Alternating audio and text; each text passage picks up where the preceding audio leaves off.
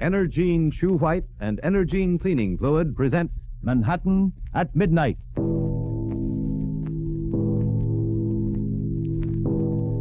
There are millions of people in Manhattan at midnight, and every one of them has a story. Listen. Hey, Bud. Where do you think you're going?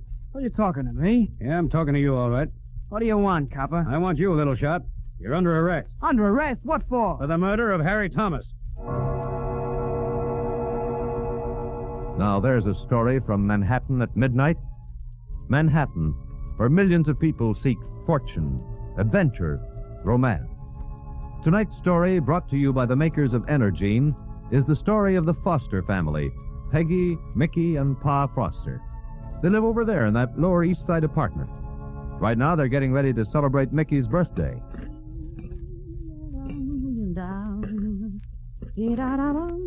Oh, hello, Daddy. You're a few minutes early. Got off a little early tonight. Hey, I smell something good. I smell it, too. You don't think somebody sneaked in here and roasted a chicken, do you? No, nobody pull a trick like that on us. Well, I don't know, though. Let's look around. I'm getting warm. Try the oven. By golly, it is a chicken. Come on now, Peggy, out with it. What do we celebrate? Why, Daddy, I'm ashamed of you. Have you forgotten about Mickey's birthday? Oh, no. It looks like Mickey has. Where is he? Oh, he'll be along. I told him to stay out for the afternoon. I didn't want him hanging around while I was cooking. I suppose not. And there was another reason. A boy was coming to deliver this. Fountain pen. Gold band and everything. Uh-huh. And look at the engraving. Let's see. Mickey. I was going to put from Pa and Peggy on it, but they wanted too much. How much did it cost the way it is? Never you mind now. You read your paper. Mickey will be here in a minute. The answer to what I'm trying to figure out ain't in the paper. Pa, don't go rushing on me. Call her anything you like. We're ruining that boy. Toss that piece of butter in here, will you, Pa? He's not a boy anyhow.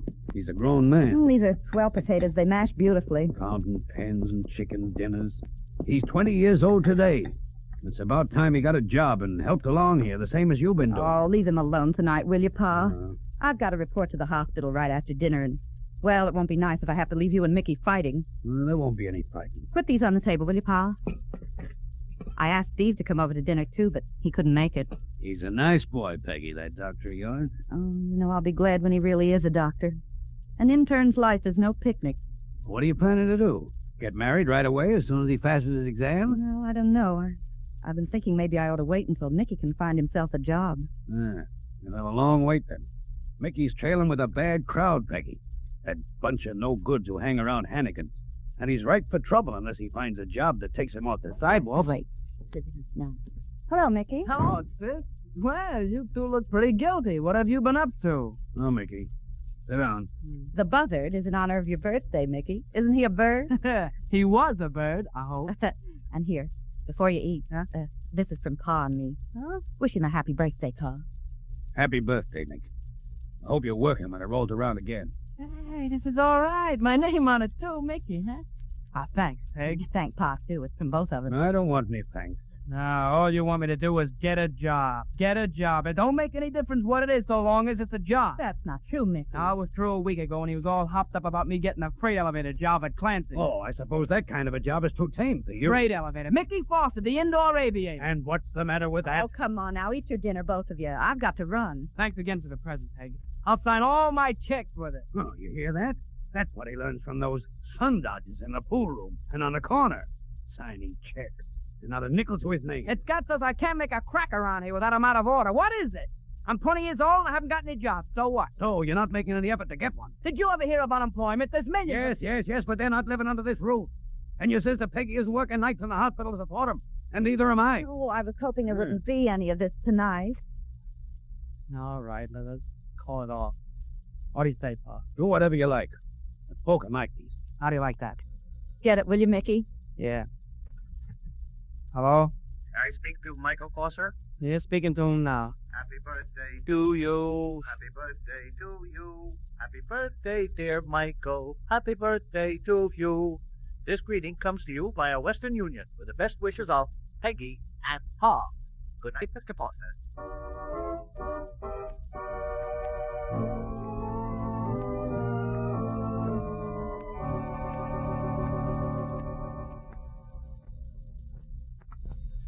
Happy hospital, Dr. Cross. Can I help you? This is no place to come to dinner. Oh, what's the matter with it outside of it saying horrible? Well, the telephone's always ringing, and that electric thingamabob that mixes the milk drinks sounds too much like a dentist drill. I see, sensitive flower, Yours is a hard case, Peggy. It's going to take me years to even diagnose you. Are you sure you're equal to the job, Dr. Burns? Oh, I don't know. I don't think I'm the greatest doctor in the world, but what's my opinion against millions of others? You know, that's what I like about you, your modesty. Who's going to cheer for me if I don't? Well, I've got a thin piping soprano. You. Dr. Burns, my hand. Yeah. Lovely of you. You're holding it much too obviously for a great physician. Intern. Oh, gosh. I'll be glad when that's over. Why so anxious? You're learning something every day. Or night, rather. Oh, I like the learning part all right, but now that I'm near the end of it, I'm anxious to have it over with. Oh, I can understand that. Accident ward and ambulance stuff is drudgery, all right. Oh, it isn't that so much either. I suppose it's because I've known some interns who got black eyes in their private practice through some mistake or some slip they made in the hospital. I have, too. But, Steve, you haven't made any slips, have you? No, but the longer I'm here, the chance that one gets better, doesn't it? Not with me around, it doesn't. Do you think I'd let you ruin my career as the future Mrs. Stephen Burns, M.D.? Oh, Peggy, you're wonderful. You really are. I'm not here, Steve. Quiet. Here's something I haven't told you that'll help us along a lot. What? I got your brother Mickey a job today, driving a hospital car and working around the garage. Steve, you didn't. True, though, yeah. Starts next Monday. Oh, Steve, that's marvelous. Do you mind if I call him now? Is it definite? Sure, go ahead. I'll be at the shop.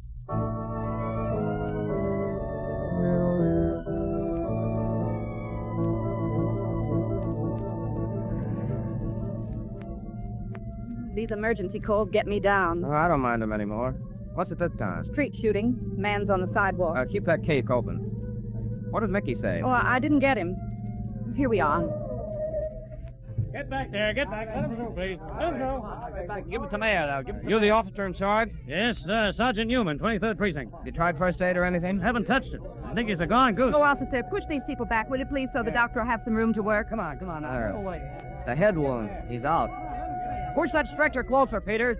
Keep moving, will you? Keep moving. Give me a hand here, Miss Fortune. Yes, doctor. Out of the way there. Oh, What have you got there, Peggy? why, it was, I was picking up my thermometer. Here, push aside there, will you, please? All right, get him in the ambulance. What's his chances, Doc? Not very good, I'm afraid. Hop in, Peggy. Making your report right away? Oh, yes, of course. Just wanted to know. We'll have a man at the hospital to pick up whatever there is. Okay, He's bleeding badly. I know. Go ahead, Peter. What are you acting so worried about, Peggy? You know this fella? No, but he's badly hit, and I don't like that. We've been on a lot of ambulance cases together. I never saw you act like this before. Well, this one seemed worse than the others. It isn't so. Oh, why don't you let me in on it, Peggy? This isn't the only ride we're ever going to take together. There's nothing to let you in on, Steve. I don't feel well. The thermometer. You didn't drop it. But you picked up something. His breath is coming very weak, Steve. Yeah. What was it you picked up, Peggy? I won't tell you. Peggy, it's between us. We've never had any secrets before. I won't tell you, Steve. I can't.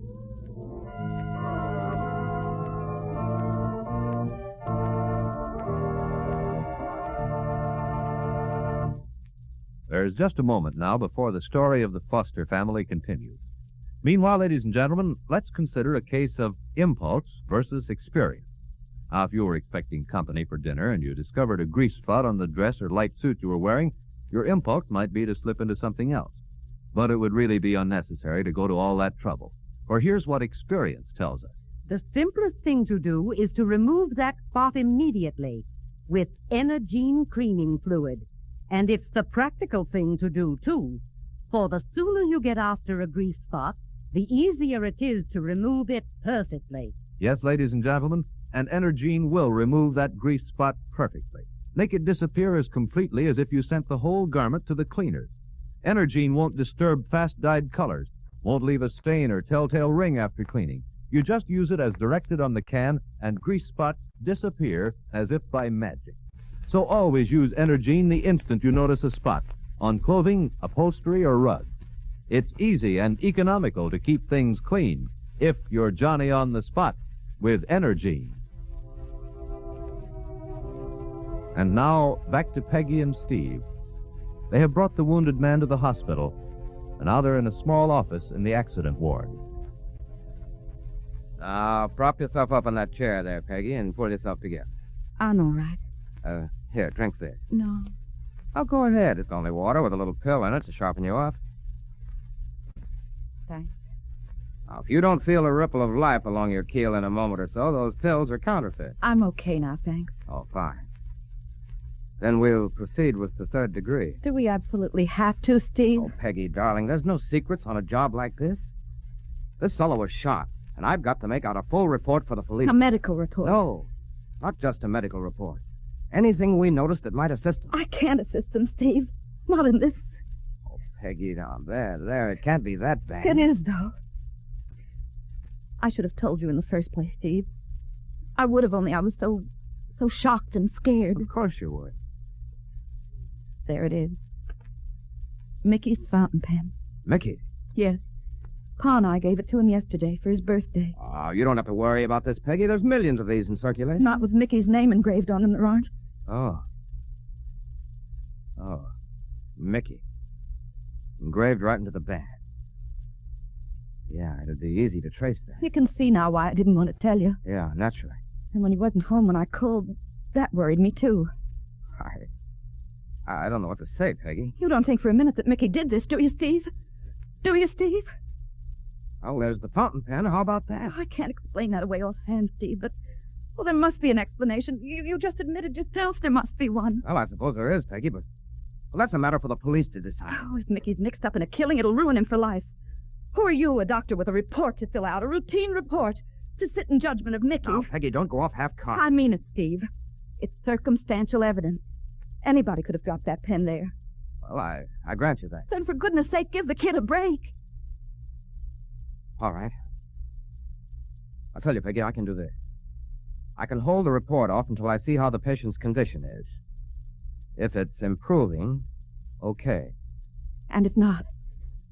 If he goes? If he doesn't recover, that puts a different light on it, Peggy. That makes it a murder case. And I'd have to go through the routine. The fountain pen and all. Oh, Steve, we can't let him die. He mustn't die. Now, pull yourself together, Peggy. Go see Mickey and find out what happened. Take the rest of the night off. I'll see that you're covered. Oh, wait a minute, Steve. Where are you going? I'm going up to the operating room and see if I can't help Dr. Hornbeck. He's probing for the bullet. It's very delicate, as you know. You'll do the best you can, won't you, Skip? Now, stop crying, Peggy. This is no way for a nurse to act. I'll pull this out of the fire if I can. Good luck, Steve. I'll be back later.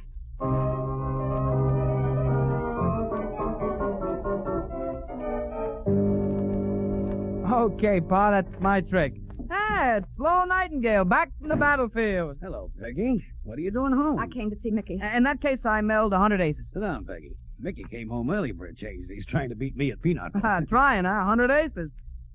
What goes on with you, Peggy? Are you looking at me funny, or am I wrong for the first time this year? Go on, play your card. Mickey, I gotta talk to you. Okay, go ahead. There we are, Pa. 40 peanuts. Mickey. What is it, Peggy? Mickey, how long have you been home? Well, he stayed out about 2 hours after dinner. What? Where did you go tonight, Mickey, in those 2 hours? Now, let me see. I had a date with a showgirl, and we went dancing. Then I got my tandem bicycle out, and we rode around a while. And gave her your new fountain pen, I suppose. Oh, I see. You came home to make some trouble. What's this about the fountain pen? Mickey will tell you. Well, Mickey won't tell anything about it. Where is that fountain pen, Mickey? I wasn't going to talk about this in front of you, Carl.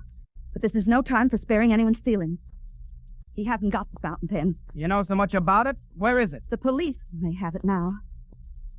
Because I found it tonight on the street under the body of the man who had just been shot. What? Now, wait a minute. How's that again? A man was shot. I was on the case.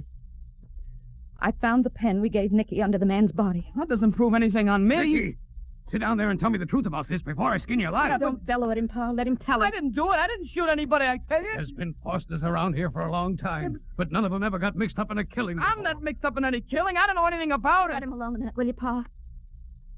Now, don't go into a fit, Nicky. Or if you didn't do it, that's fine. But tell us what you did tonight. I went to Hannigan's and... One way to find out. Answer it.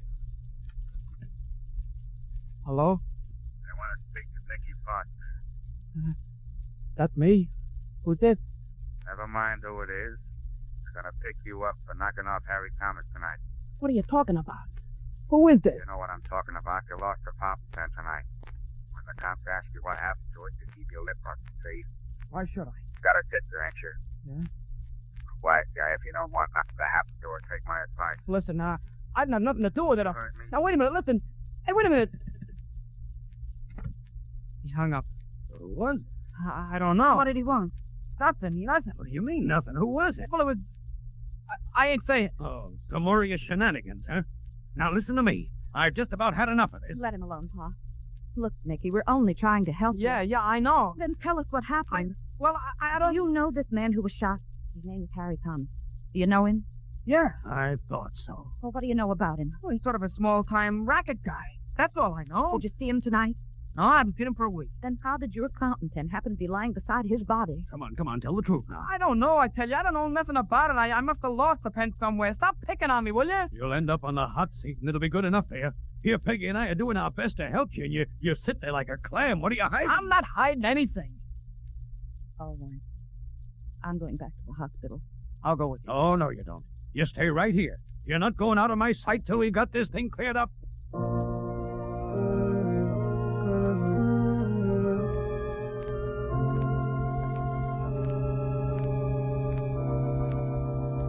Oh, hello, Foster. What are you doing around the operating room? Clark took the night off. I did, but I have to come back to see about something. Uh-huh, I get it. Clark Burns has a big night, so you're back rooting for him. Don't kid with me, Kelly, please. Not now. How's he doing? You'd be proud of him. He came in to assist Hornbeck at the start, but he's practically taken the case over. Working like he had a personal interest. Almost like the guy was his brother. Yes, but the patient. Well, they won't know for a while yet. They got the bullet, though. God. Yeah. Say, who is this Thomas that erased all this attention from you and Burns? Oh, just another case, Kelly. Just another case. Oh, don't look so innocent, Foster. Take off those false whiskers. What do you mean, innocent? The whole staff knows about you and Doc Burns. That doesn't do a young doctor any harm to stuff his hospital record with miracles. So long. Careful. Lift the wheels up over that door, Jan. Steve. Hell, we tried everything to save him, Peggy, but it was no use. Steve. Now what are you going to do? Dr. Burns. There's a detective here wants your report on the Thomas shooting, Dr. Bird. He says to bring down the bullet. Yeah. Tell him there's a fountain pen in my desk that is... Well, never mind. I'll be right down. Wait a minute, Peggy. You were going to ask me something. You've answered me.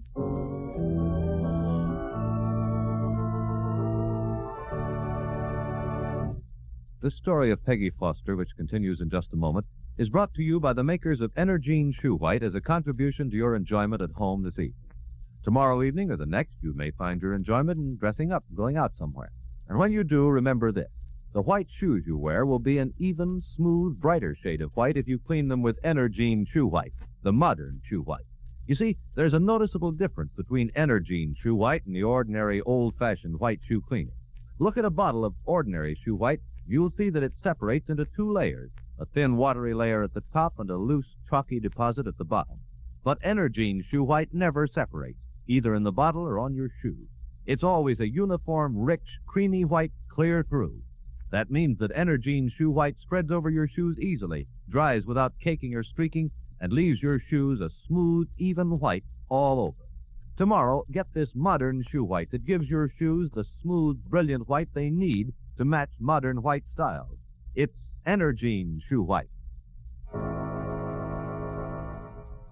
And now back to our story of Peggy Foster. It's early next morning, and she's on her way to police headquarters.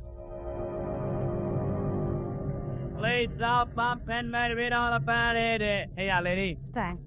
You know the way the police headquarters... Down a block and over a block. Read all about it down that way. The cops make it.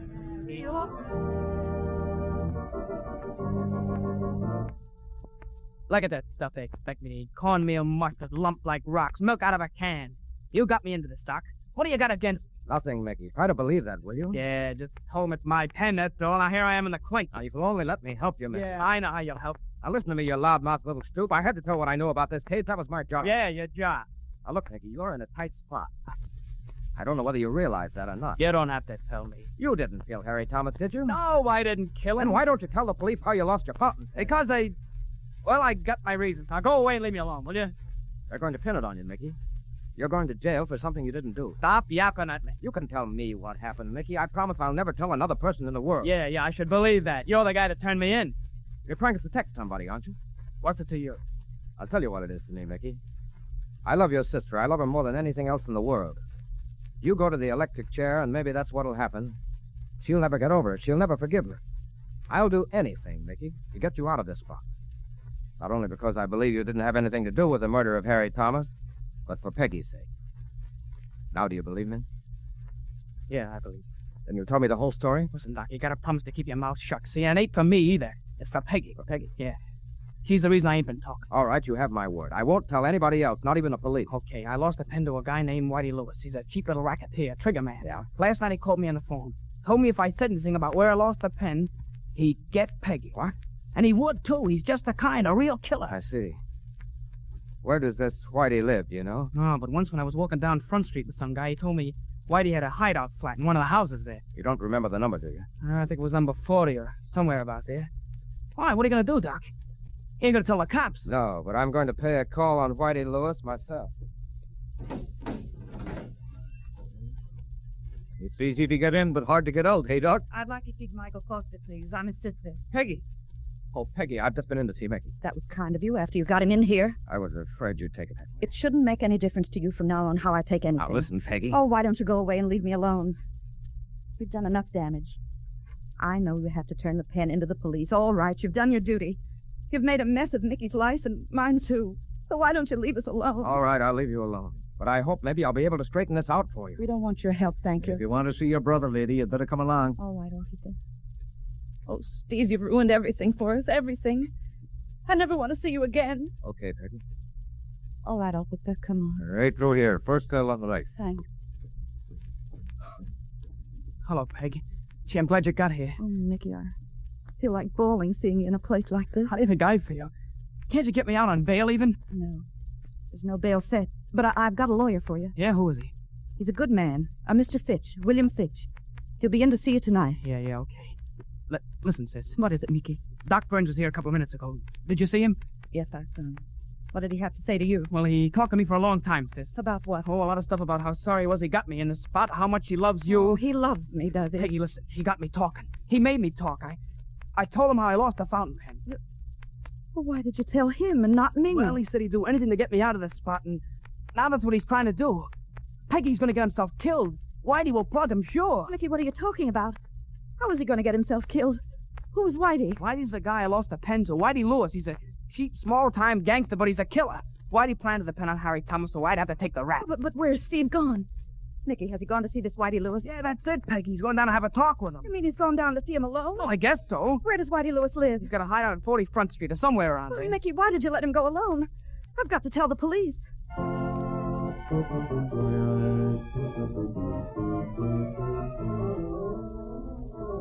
This is Front Street, Sergeant. Yeah, I know. 40 ought to be right around here. Yes, Whitey Lewis tip sounds like a wild one to me, Sarge. Well, they said they're looking into it, so we're looking into it. Well, here it is. That's the house. You better come inside with us, lady. I ain't suspicious. Just careful. All right. Where'd you say he was, on the second floor? Yes, that's right. Well, I guess this must be the entrance door. Come on. Let's go up.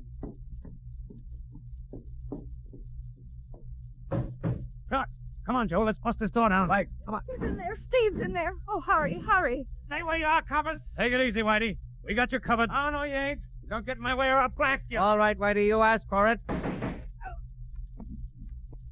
Killed him. No, I don't think so. We won't have to use no bracelets on this bum. Yeah. Hey, I didn't see him. Look there. A guy lying on the floor over there.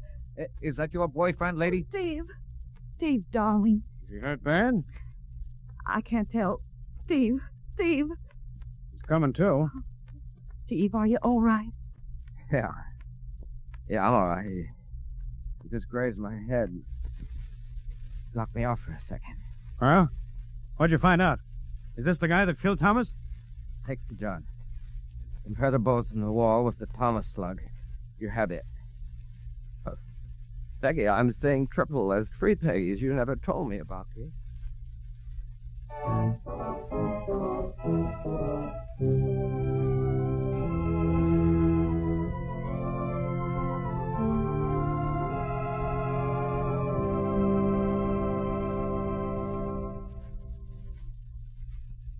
How about those chocolate malls? Coming right up. Think you'll be buying them, huh? Yeah. You know, he's as delighted with that supply truck job as a kid with a pair of new red rubber boots. Oh, yeah. Oh, hi, Mickey. Hi. How's the demon driver? Well. Say, the lieutenant told me to tell you there's a badge with your number on it down there anytime he gets sick of doctor. He thinks you'd make a great dick. Oh, I'm sure he would. He was good enough to get you off. Well, how do you like your new job? See then. Say, now that you people are gonna sort of get together. Who says we're going to get together? Well, you are, aren't you? Well, this is as good a way as any to start planning a honeymoon, isn't it, Peggy? I think so. As I was saying, now that you're getting together, you can help me with some of these invoice names. See, how do you spell, wait a minute, sulfanilamide? Huh? Oh, S-U-L... Oh, yeah. T-H... Hey, that's enough. If you're gonna kiss your way through it, I'll be here all day.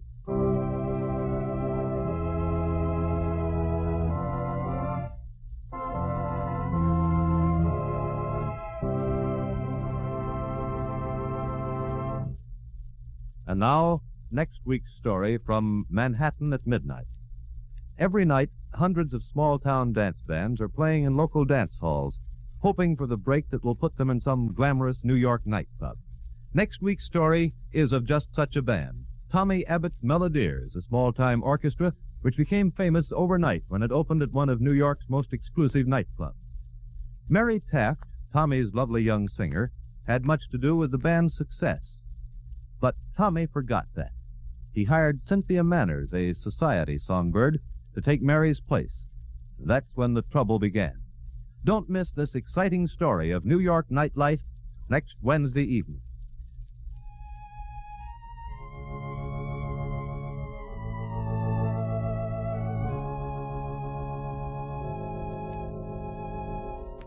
The author of tonight's story was Frank Dolan.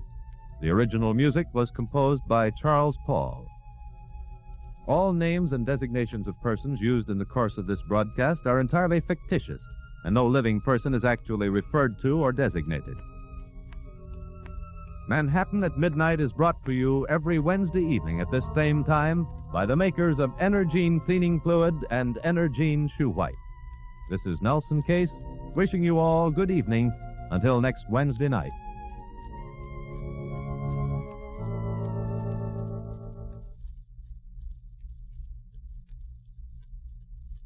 Say, men, does shaving have an irritating effect on you? Does it leave your skin with that sore, tender shaving hangover?